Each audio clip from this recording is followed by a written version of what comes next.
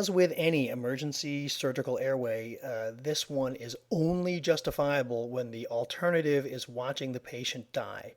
There's plenty of risks inherent with any surgical airway, and that includes this one. This is an uncuffed airway device in the end, so it won't protect against aspiration.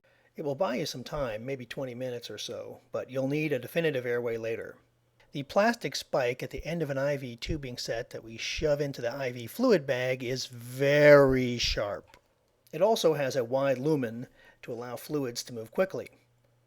In places where you don't have airway equipment, you may often have some IV equipment. That's pretty much every ambulance out there, whether it's BLS or ALS.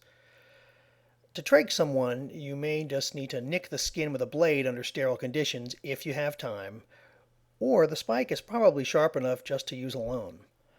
Again, if you have time, you could always screw a syringe into the closest port and aspirate as you advance the spike, making sure to occlude the other end of the tubing. Once you're into the trachea, you'll aspirate the air more easily. My guess is that you probably won't really have time to screw the syringe in and do all this stuff, but it would be better if you did. Once you're in the trachea, you want to cut the fluid reservoir, but not in the middle. You want to do it towards the back where it's narrow. You'll see that once you've done this, you can easily stuff the narrow end of the reservoir right into an ambibag and start oxygenating the patient.